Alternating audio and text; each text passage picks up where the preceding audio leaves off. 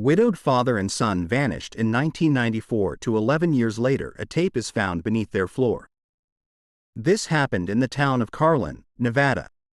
Quiet, dusty, and surrounded by low, rocky hills that turn orange at dusk.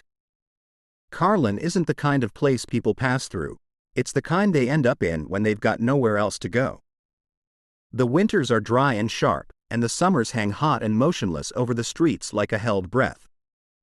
Back in the early 90s, it had a population of just over 2,000, mostly railroad workers, retirees, and people trying to disappear.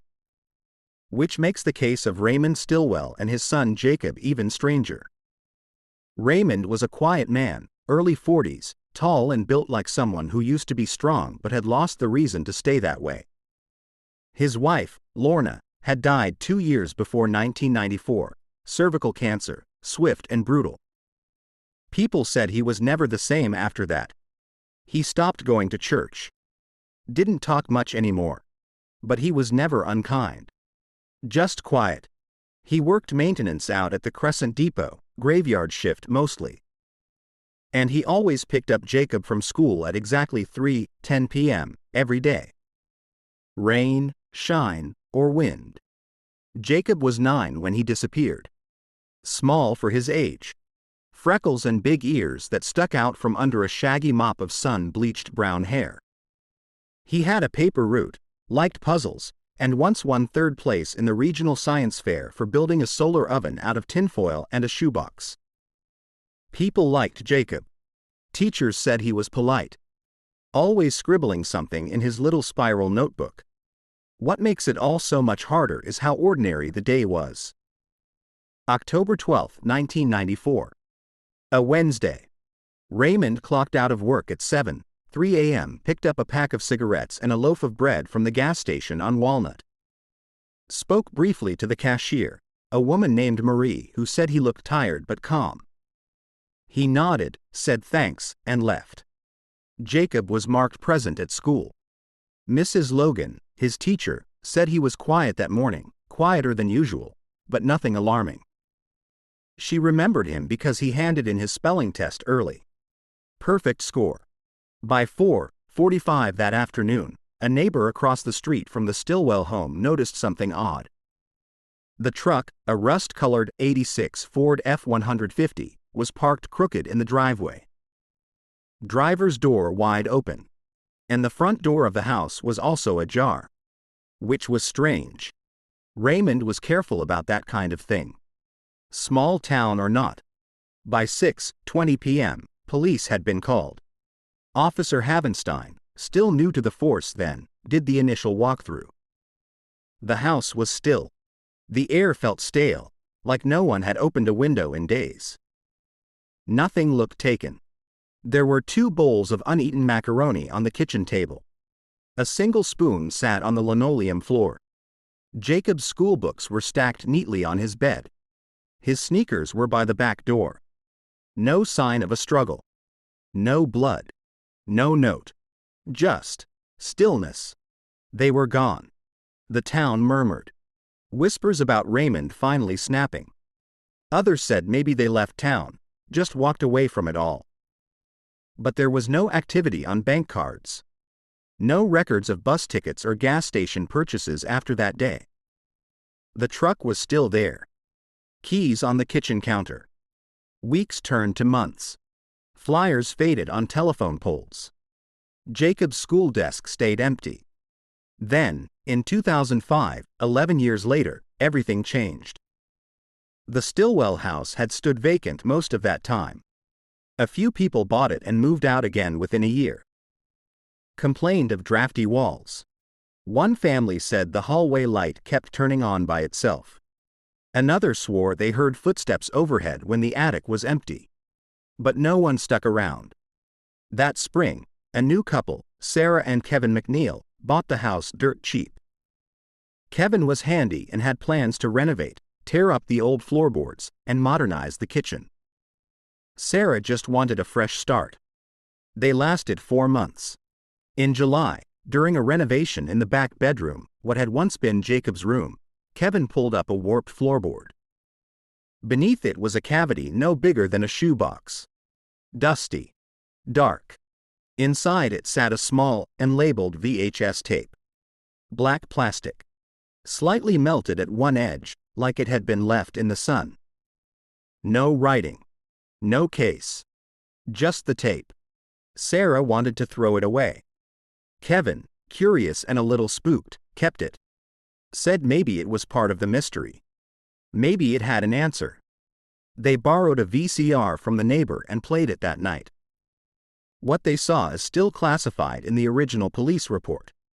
But here's what was leaked, in pieces, by one of the officers who reviewed it. The tape begins with static.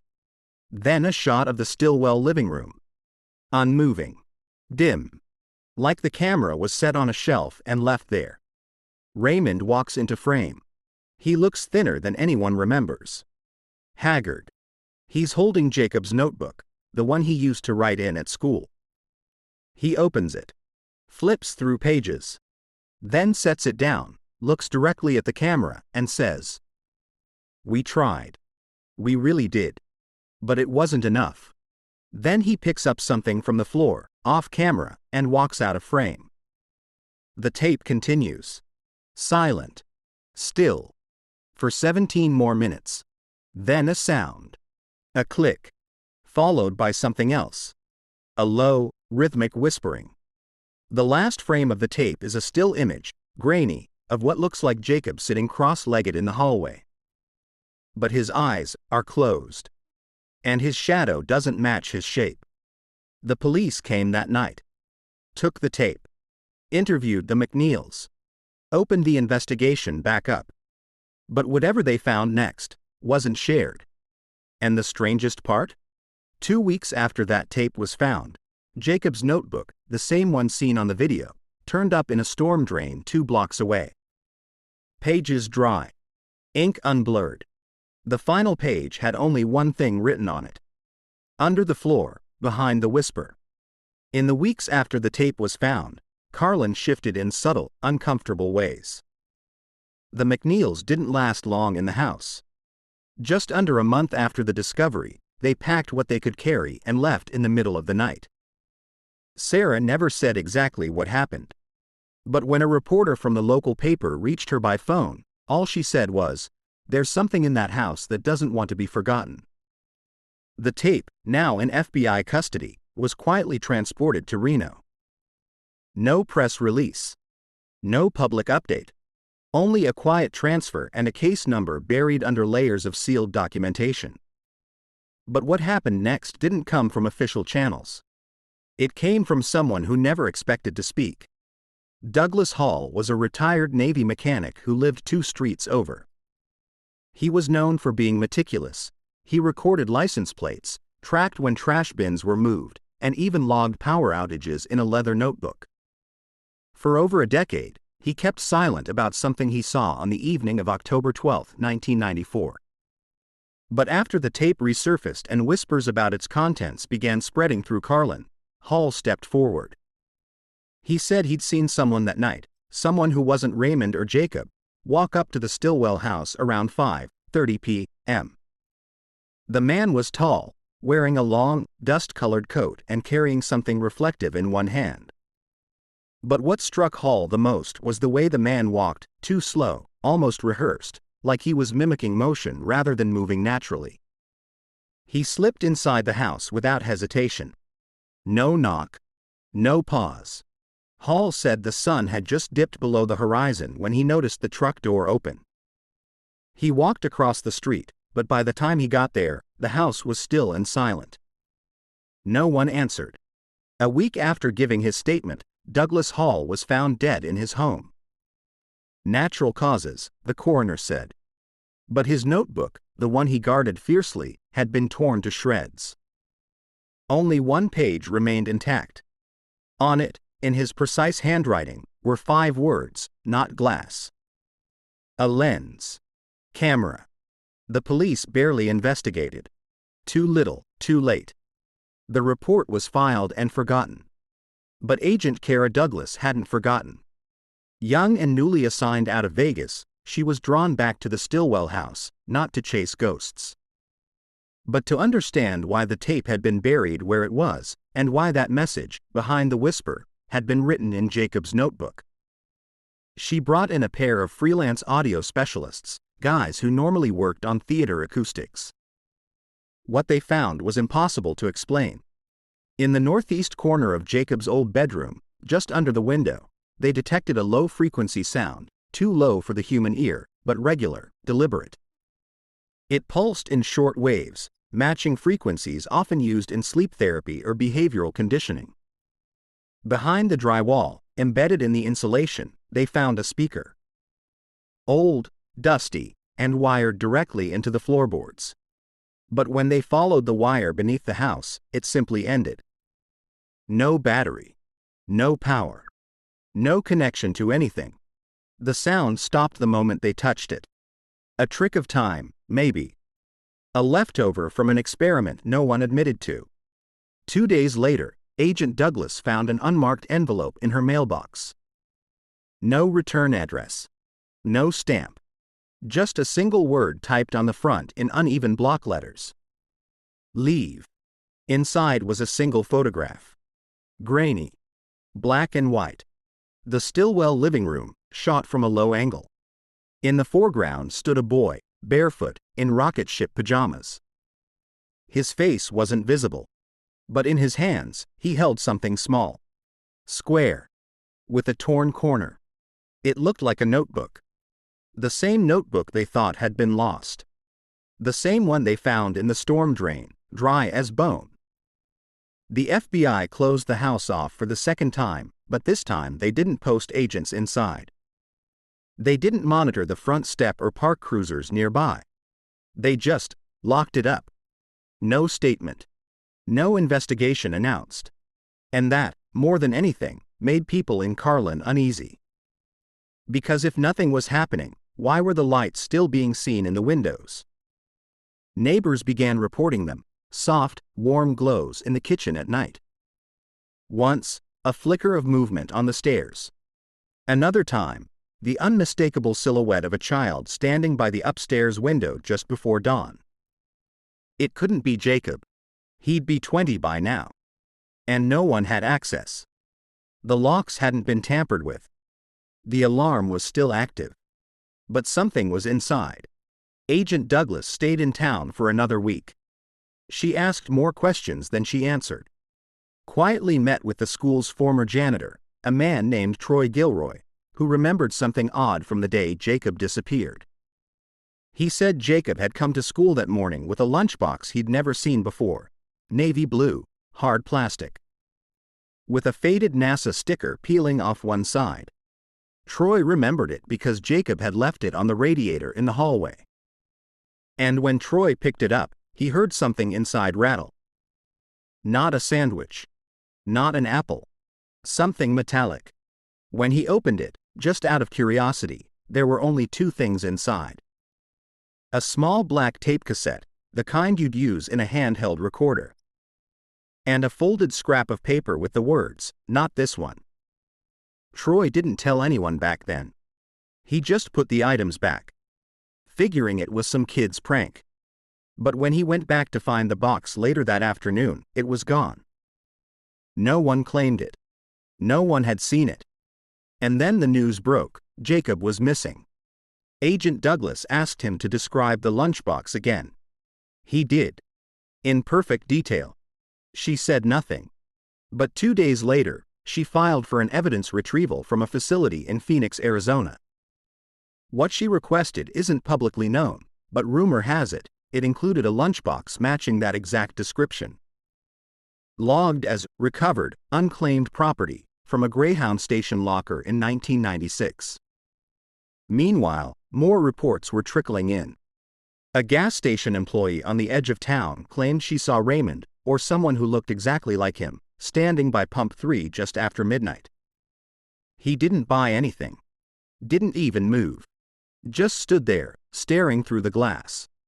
By the time her manager checked the cameras, the figure was gone. But frame-by-frame playback showed something chilling in one shot. You could clearly see the man's left hand resting on the pump handle. But in the next frame, Taken less than a second later, the hand was gone. Not moved. Not blurred. Just not there. Across town, an old friend of the Stillwells named Denny brought an unopened letter to the sheriff's department. He'd found it behind a false panel in his garage. Said it must have been there for years. The handwriting on the envelope matched Raymond's. Inside, the letter was only a few lines long. It read, "I hear him at night. Not Jacob. Something else. I don't know what we opened. But it's not finished with us." That letter was dated October 9th. 3 days before the disappearance. In light of all this, a full-scale re-examination was authorized. The Stillwell property was to be searched, top to bottom. But when agents arrived, something had changed. The door was open. And the smell inside, described later as metallic and sweet, like rust and old sugar, was almost overwhelming. They found no intruder. Nothing out of place. Except for one thing. In Jacob's room, the floorboard where the tape had been found was gone. Torn loose, splinters curling upward like something had forced its way out. And lying in the space below, half crushed, was a second VHS tape. This one had a label. Written in shaky, childlike handwriting were the words, "Watch second." The FBI took it. No leaks this time. No rumors. Just silence. But one of the agents, unnamed, anonymous even in internal reports, allegedly quit the bureau a week later. Moved out of state. Left no forwarding address. All he said to his supervisor before turning in his badge was, "It smiled." In the months that followed, the Stillwell house became more of a symbol than a place.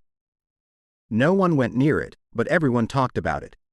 People whispered about the second tape, what it might contain, why it had been hidden deeper than the first. The FBI denied everything, but their silence said more than words. Carlin's local library began receiving strange mail. Once a week, a padded envelope would arrive addressed only to staff. No return address. Inside each one was a photo, grainy, black and white, just like the one Agent Douglas had received. Most showed nothing obvious at first: an empty hallway, a view of the basement door, an overhead shot of the Stillwell kitchen table. But when the staff started comparing the photos side by side, they noticed something strange. The angles didn't match up with the known layout of the house. Some showed walls that didn't exist. Others featured furniture no one remembered. And in one image, faint, in the far back corner of the attic, you could just barely make out the silhouette of a boy. Not a ghost. Not a blur. Just standing there. Clear. Solid. Like he was waiting.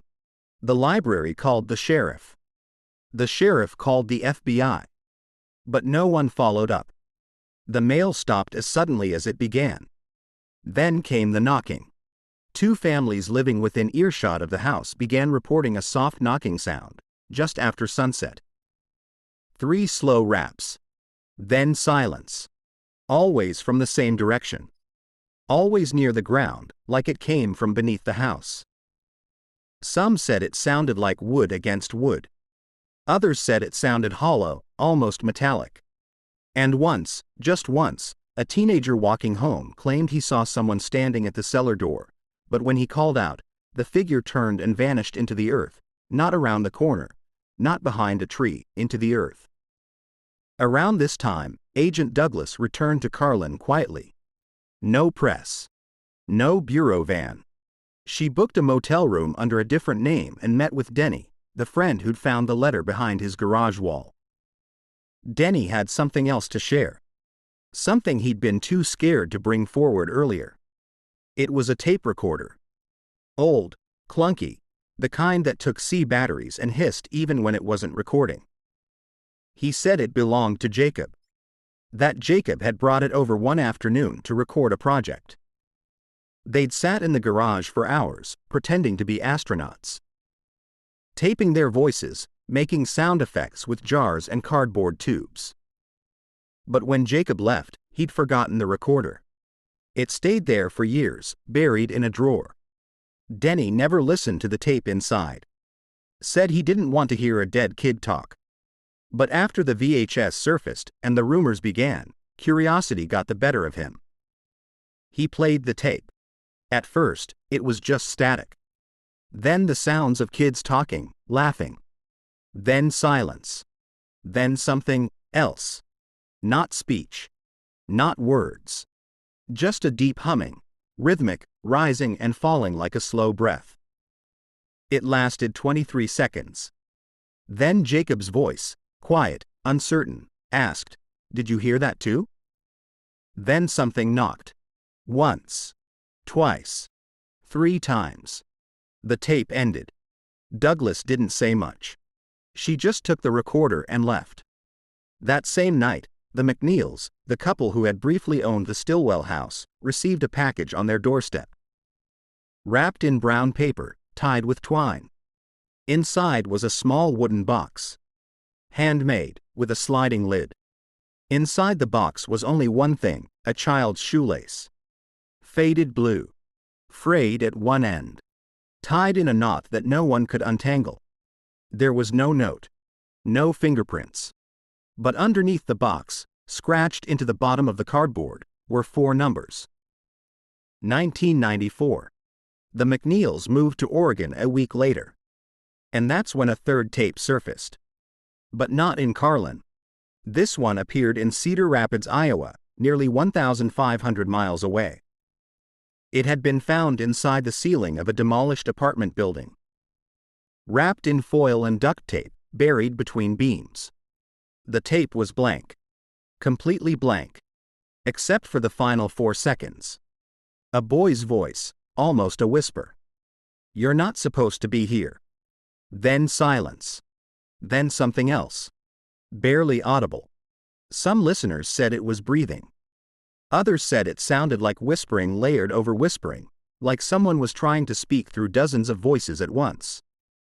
When the FBI tried to trace where the tape came from, how it could have possibly been connected to a case in Nevada, they found nothing.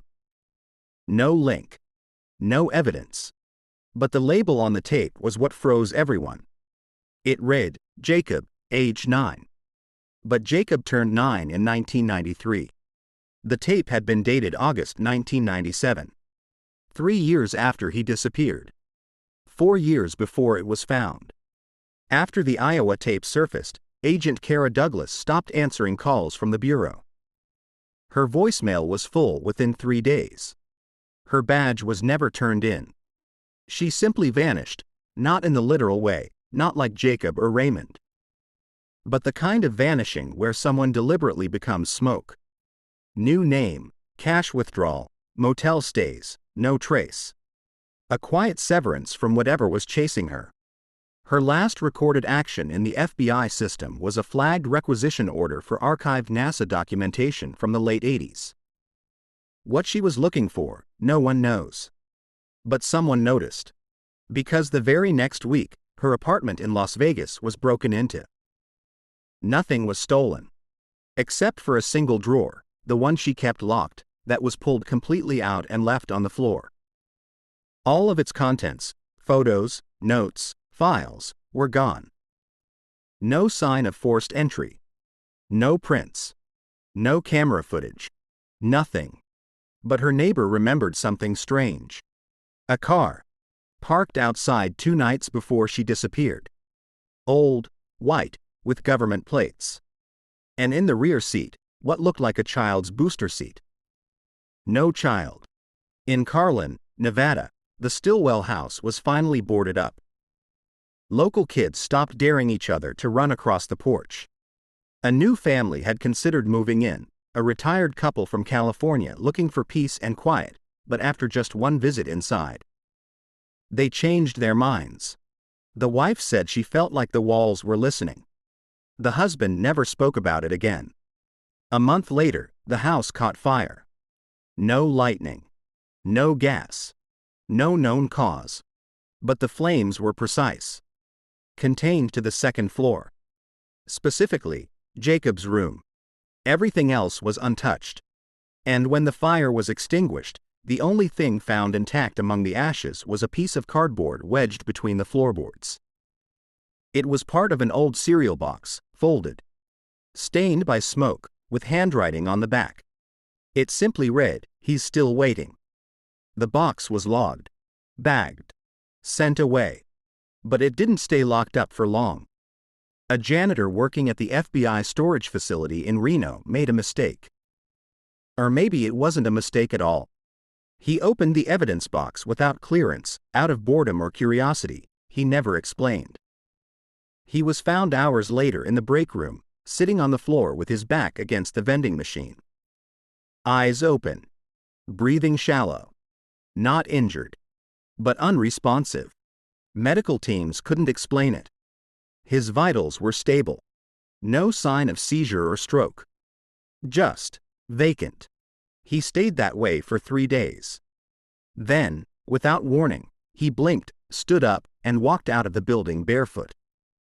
Security tried to stop him. He didn't fight, didn't speak. But when they searched his locker, they found something odd. A child's drawing. Crude. Faded. Stick figures. One tall. One short. Holding hands. And in the corner, a figure drawn in red. Alone. With no face. Above it, in shaky letters, "Not supposed to be here."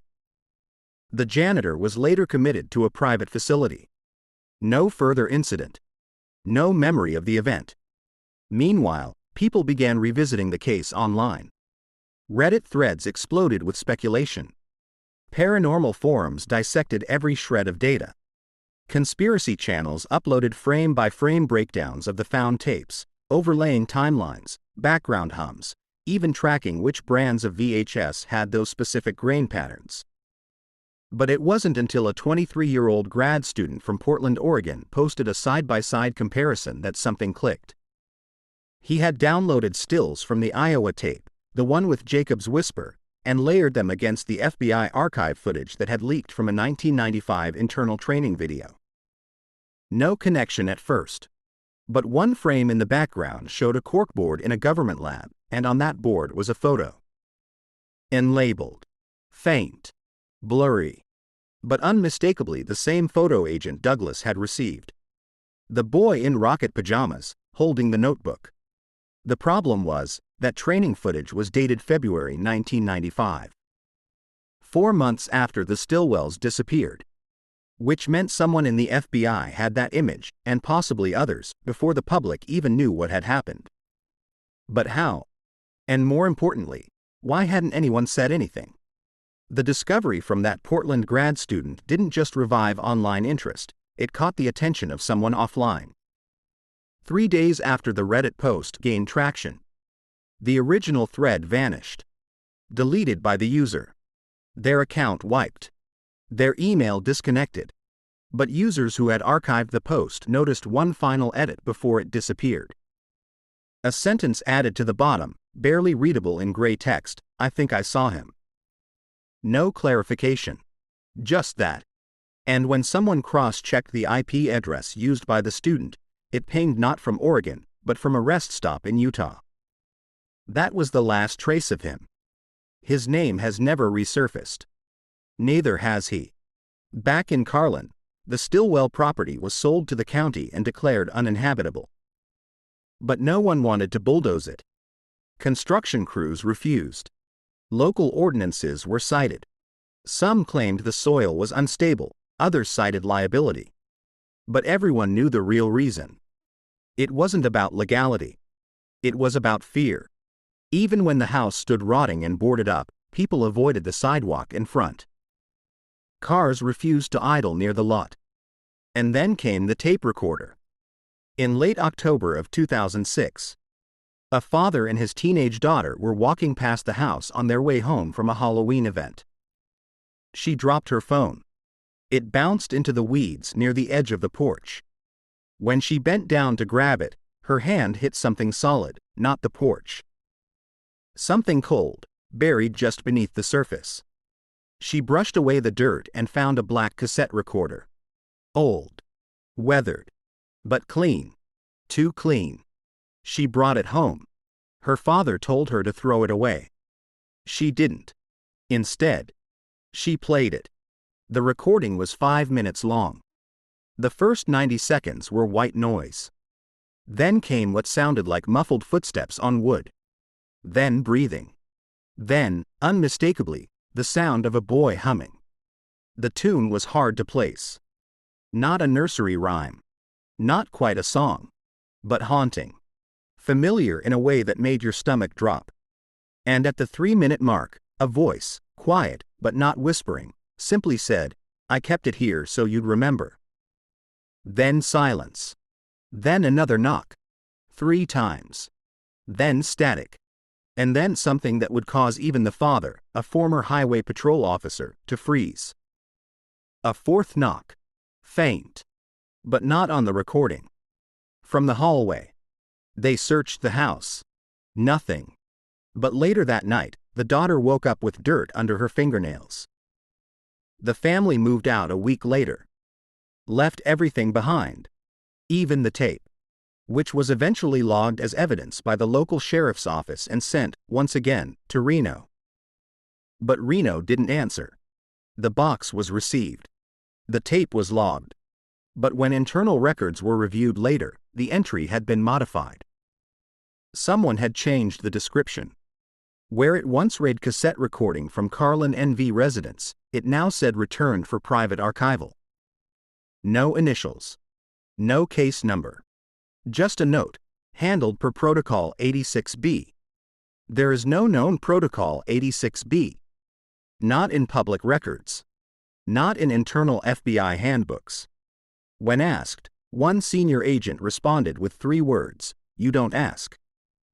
And that's when the whispers about what was actually on the second VHS tape, the one found beneath Jacob's floorboard, started to spread.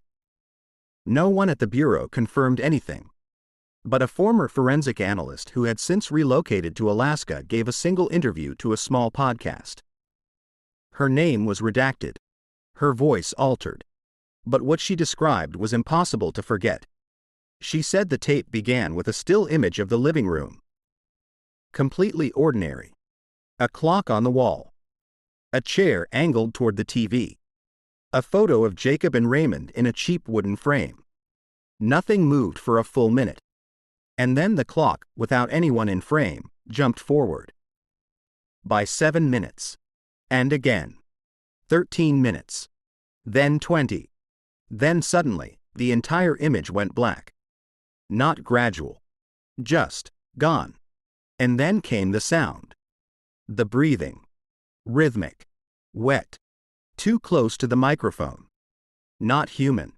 And then a single line. A child's voice, "He's still in the floor." The screen returned. This time, the room looked different. Not changed. Not rearranged. But older. Worn down. Like the footage had skipped forward by years. Dust everywhere. Paint peeling. But the chair was still there. And so was the photo. And now, sitting in the chair, was Jacob. Or something that looked like Jacob. But his face was blurred. Not by motion. Not by camera failure. By something else. Like the frame itself rejected clarity. His arms were folded in his lap. His feet didn't touch the floor. And as the footage rolled on, for 6 minutes and 43 seconds, he didn't move. Didn't blink. Didn't breathe. And then, at the exact moment the clock struck midnight, he smiled. The analyst never worked again. She declined all further interviews, changed her number, moved to a cabin 2 hours from the nearest town. When asked why she spoke out even once, her answer was short. Because someone has to remember. The podcast episode was removed within 48 hours. The channel claimed it was a copyright issue. But the host later posted anonymously, saying he received a cease and desist letter with no agency logo, no contact info, just a P.O. box in Reston, Virginia. And a warning: if you mention the tape again, you won't hear another warning. But the rumors were already out. And the thing about rumors, once they're loud enough, someone always digs deeper. That's when people started talking about the blue box. Not a real object, not something anyone had physically held, but a name that popped up in several unrelated forums. A user on a vintage tech board claimed they were offered a blue-labeled VHS by a stranger at a flea market who told them, "It's from the floor."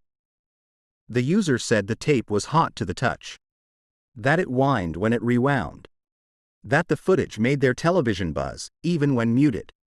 But before they could upload anything, their account was deleted. IP blocked. Archive wiped. And when others tried to contact them, the number had been disconnected. Meanwhile, in Carlin, the Stillwell house was finally torn down. Quietly. No announcement.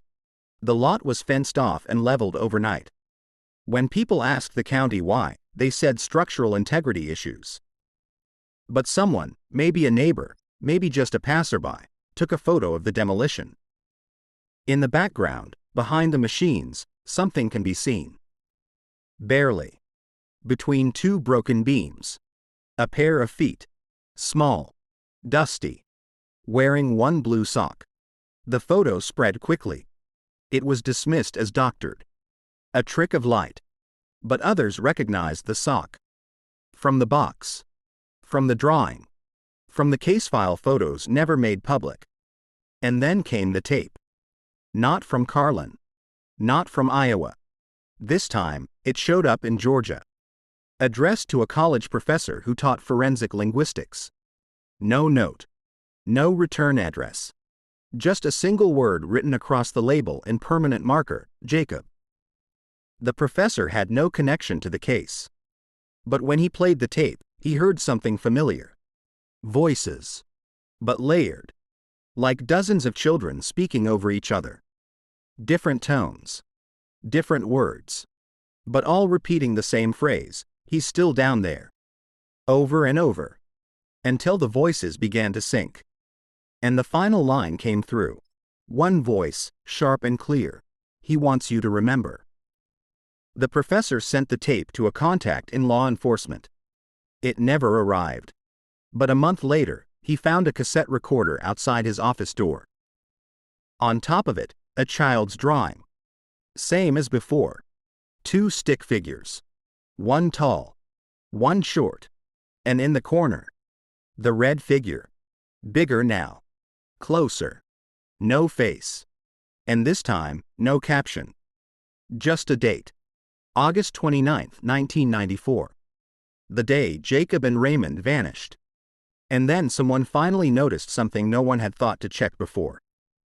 The original floor plan of the Stillwell house, before the renovations, before the fire, showed something odd. A crawlspace. Small. Narrow. Accessible only through the attic.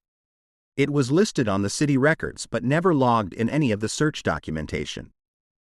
And more importantly, the space wasn't connected to any vents, plumbing, or foundation lines.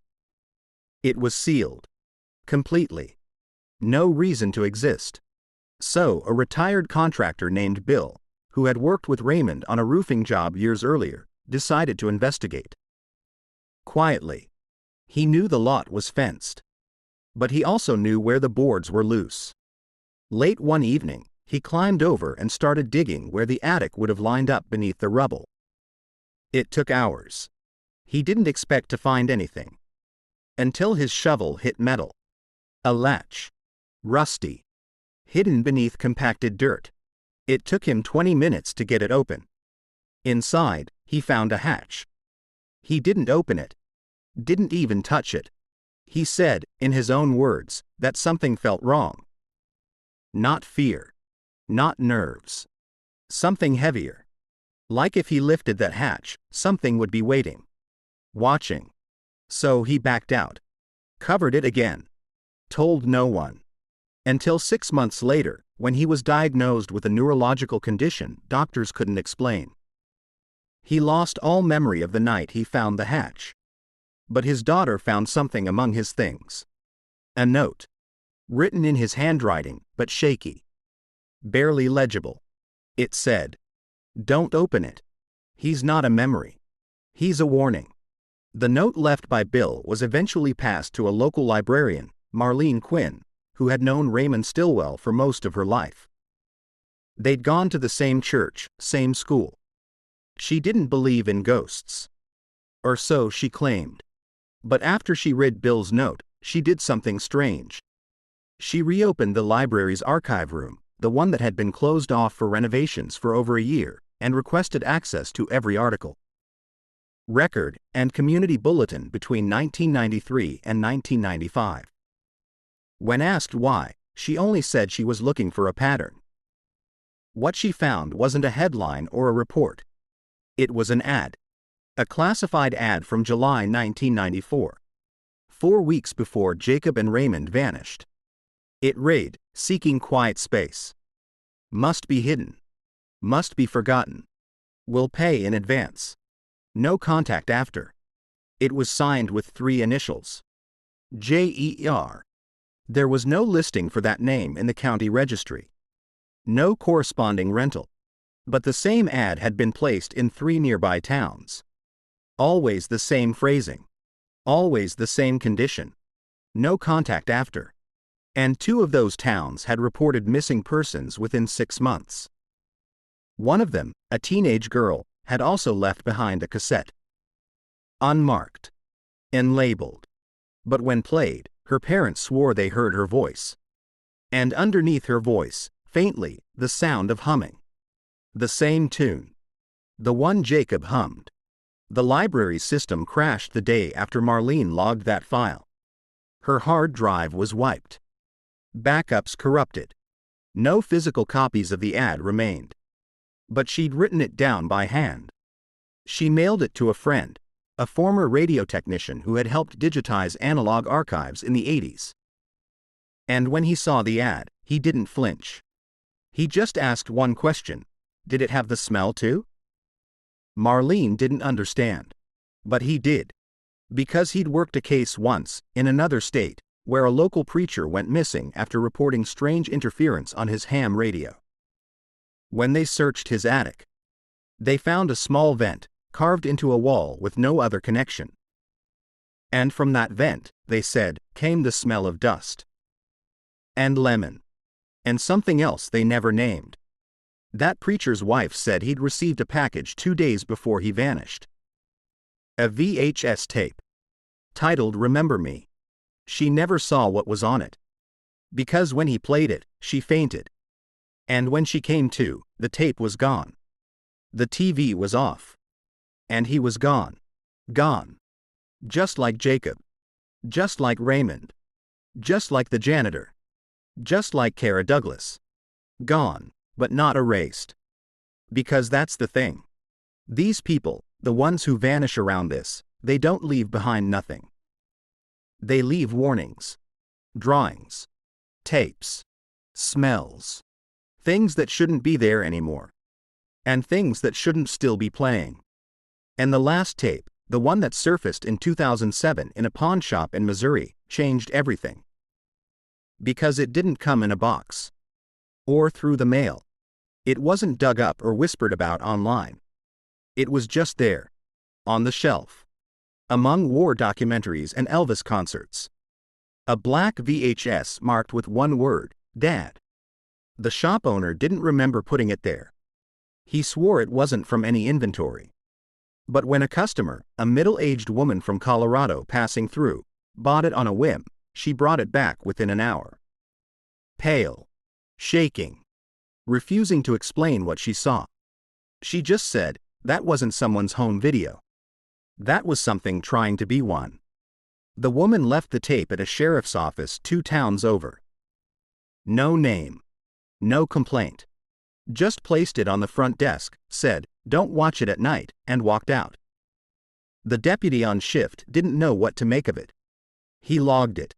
Bagged it. Forgot about it. Until 2 weeks later, when the chief asked to test an old VHS player stored in evidence. Just a routine check. They picked the tape at random. Played it in the break room. No one remembers hitting play. But all 3 officers present remember the first image, a field, grainy, early evening. No landmarks. The camcorder is handheld, swaying slightly, as if carried by a child. You can hear soft wind. And underneath it, whispering. Not words. Just the tone of whispering. Then the camera pans, slowly, like a child turning their head, and catches a figure in the distance. Far out in the field. Barely visible. Standing. Watching. Still. No movement. No zoom. Just standing. The tape cuts. Then static. Then a living room. Again. This time unfamiliar. Not the Stillwells. Not the preachers. Just ordinary. Beige walls. A lamp with a humming bulb. A TV off to the side. And a man sitting on the couch. You can't see his face. But he's holding something. A drawing. It's hard to make out. Until the camera zooms in. Slowly. The drawing shows two figures. One large. One small. Holding hands. And in the bottom corner, again, the red one. Alone. Closer now. Not drawn in crayon. Painted. Like someone smeared it with blood. The man holding the picture looks up. And finally, the camera catches his face. It's Raymond Stillwell. 11 years older. But unmistakably him. Except his eyes don't focus. His lips are parted. And a low, continuous hum escapes his throat, the same melody Jacob used to hum. The tape ends with a sharp click. No static. Just black. Like someone pressed stop. The officers didn't speak. They didn't write a report. They placed the tape back in its bag, locked it in the evidence cabinet, and went home early. The cabinet was found open the next morning. The tape was gone. But on the desk was a single object, a child's shoe. Old. Dirty. Inside it, folded and tucked beneath the insole, was a note. Torn from a school notebook. Written in shaky blue ink, "It's not just our floor." Those words were passed around quietly, from agent to agent, station to station. Not officially. No emails. No memos. Just whispers. Because that line changed everything. If it wasn't just their floor, then what else had been buried? What other spaces were hiding things that never made the news? And how many more tapes were still out there, waiting for someone? Somewhere, to remember? The phrase "it's not just our floor" started showing up in places it shouldn't have. Scratched into the underside of a church pew in North Dakota. Carved into the metal frame of a school desk in Mississippi. Written in Sharpie inside the lid of a shoebox found in an abandoned apartment in Toledo. Always the same handwriting. Always lowercase. Always shaky. It became a kind of ghost code among certain circles online, mostly people in lost media forums and defunct mystery boards. But then it crossed over. A home inspector in Arizona quit his job after crawling beneath a house and finding a series of Polaroids taped to the beams, images of children he didn't recognize, each holding a hand-drawn sign that said, "Down here too." One photo, the last one in the row, was labeled with a date, not when it was taken, but when the child went missing. And the child in that photo? His case file had been sealed for over a decade. His name never made the news. Yet there he was, in a crawlspace hundreds of miles away from where he'd disappeared. Holding a sign in a photo that had no business existing. Another tip came through an anonymous P.O. box used by a retired detective who'd consulted on the Stillwell case years earlier. Inside was a VHS, a voice recorder, and a children's T-shirt, NASA printed across the front. The tape was blank. Or so it seemed. But the audio on the recorder had one message: it only plays after dark. The detective, skeptical, waited until after sunset and tried again. This time, the VHS worked. The screen flickered to life and showed a darkened hallway. Dim yellow lighting, static crawling like insects across the top of the frame. A door at the end of the hallway slowly creaked open, revealing a room identical to Jacob's from the police photos in 1994. But everything was reversed, like a mirror version. Furniture flipped. Posters backward. Even the writing on the calendar was mirrored. The room sat still for 4 minutes. Then, Faintly, the bed creaked. A voice. Jacob's voice. Maybe. Whispered, "It's under us, too." The feed cut. That was the last footage the detective ever watched. He mailed the tape to a contact in Quantico, then left a voicemail for an old colleague, saying, "I think I know where they went, but not how they got there." He died 3 days later of a heart attack. Natural causes, they said. But his daughter said his face was frozen in a look of horror, and the coroner noted fingernail marks deep into his palms.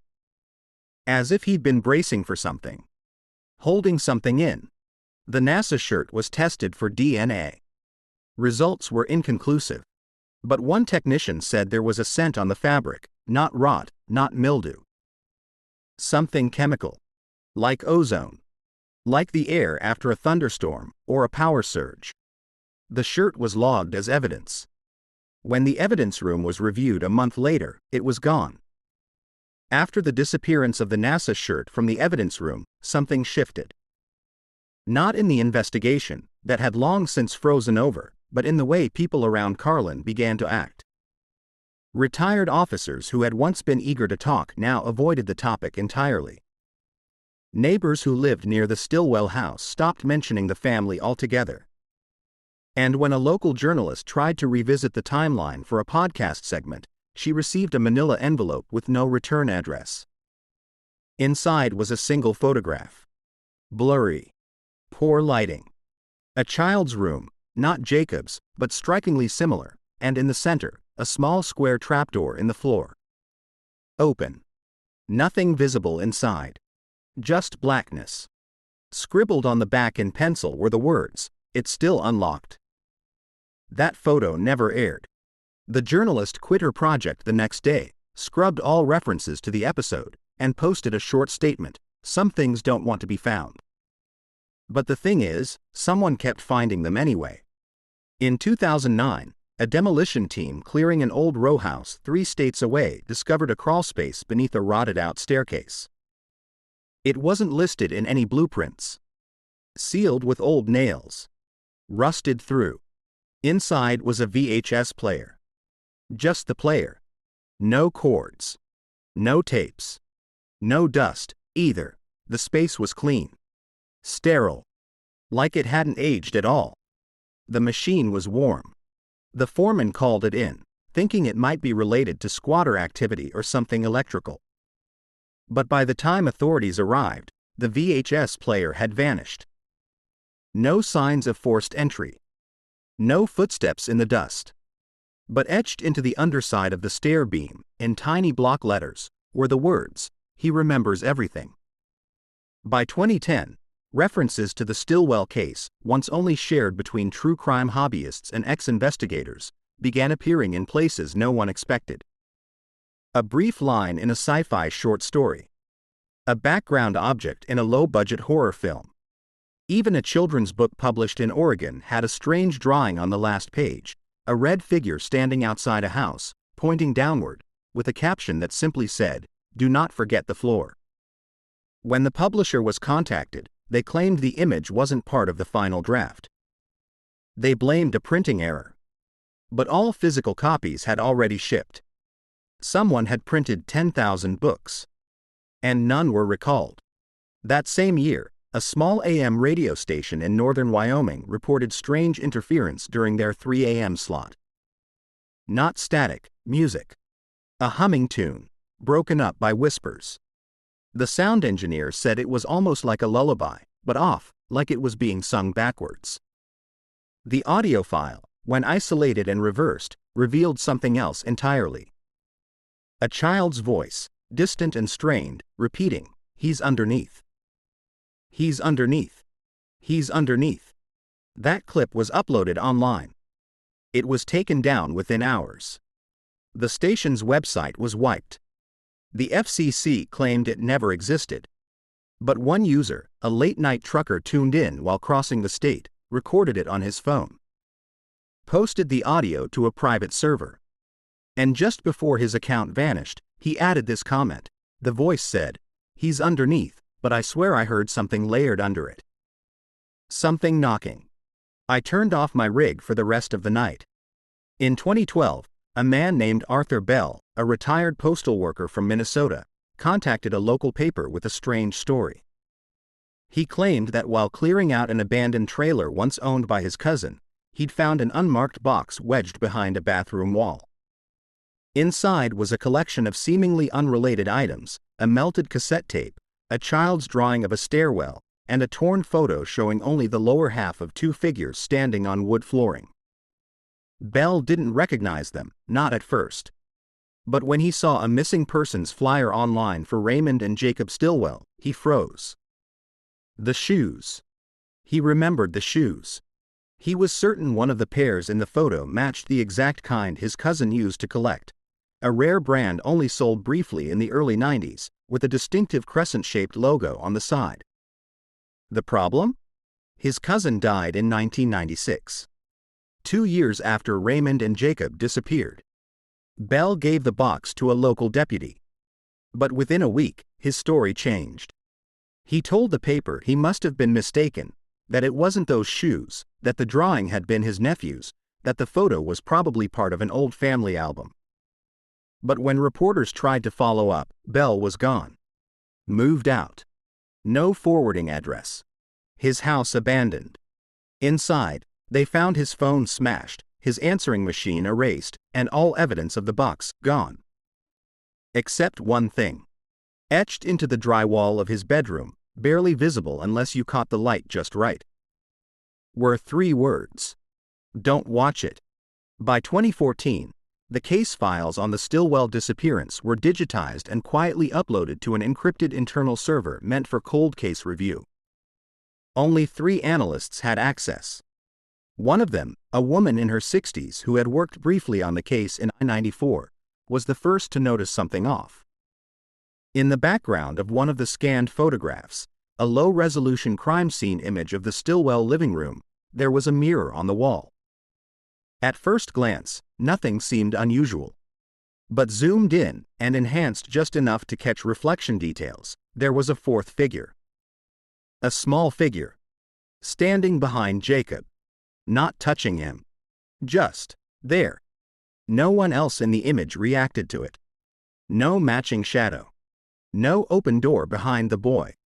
The reflection didn't belong to anyone present. She kept that to herself. Until 3 weeks later, when her granddaughter brought home a flyer from school. A missing poster. New. Fresh. A boy. 8 years old, last seen playing in his backyard. His name, Caleb. His eyes, green. His shirt, NASA logo. The analyst froze. Because in her notes, from back in 1994, she'd written something that never made the final report. Jacob's favorite shirt, the one he was wearing when last seen, was from a thrift shop in Ohio. The tag had been blacked out. But faintly visible beneath the marker were 3 letters. NAS. The granddaughter's flyer had a phone number on it.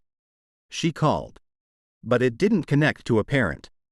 It rang into a dead line. And after 5 tones, static. Then a voice. The same child's voice heard on the 2009 radio signal. Repeating, he remembers everything. By 2016, the Stillwell house had stood empty for over 2 decades. Rot had crept through the floorboards. Mold bloomed up the wallpaper in quiet, expanding colonies. The roof sagged. The porch steps collapsed inward like a mouth giving up its teeth.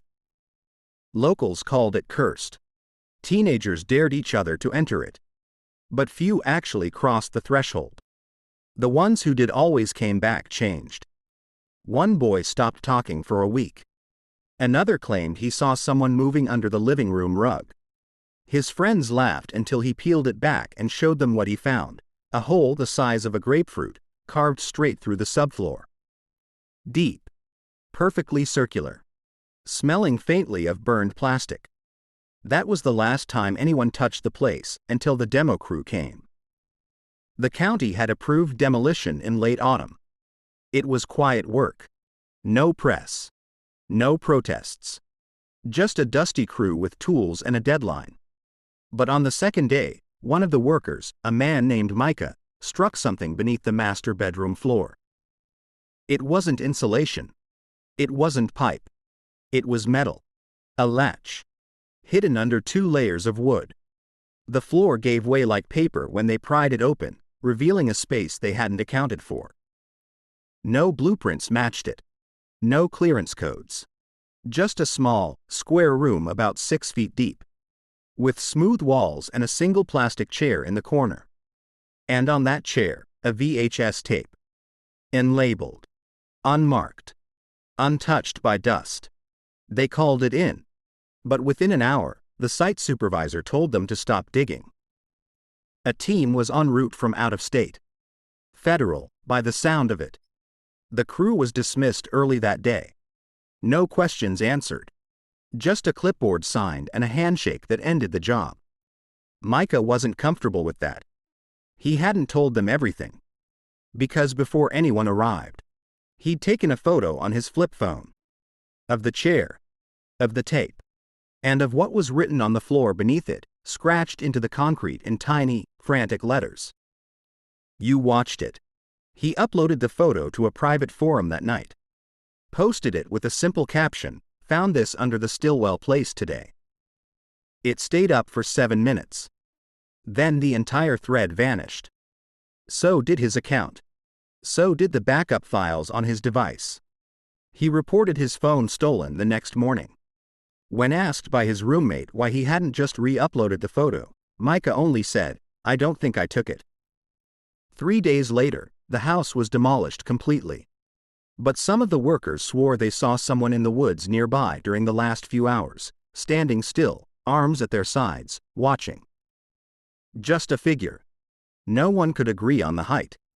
Or the age. Or the clothes.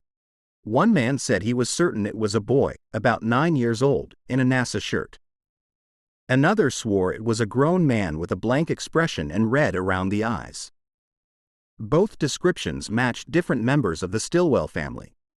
Neither could explain why their skin looked so pale, almost reflective, like light didn't sit on them properly. By winter, the story had faded again. No official case reopened. No headlines. Just another small-town mystery eaten by time. But in certain corners of the internet, the same corners that keep track of strange number stations, hidden audio files, and cases marked closed far too quickly, a single phrase still circulates. Whispered like a warning, or maybe a curse. It's not just their floor. And every now and then, someone new finds something, under stairs, behind walls, beneath old carpets, and it never looks like much. A scrap of paper. A child's drawing. A broken toy. But when they look closer, there's always something written in the corner. Always the same hand. Always the same words. He remembers everything. And if you ever find yourself alone in a quiet house, and you hear a soft humming from the vents, or a whisper beneath the boards, do not follow it. Do not answer. Do not try to remember. Because if you do, he might remember you back.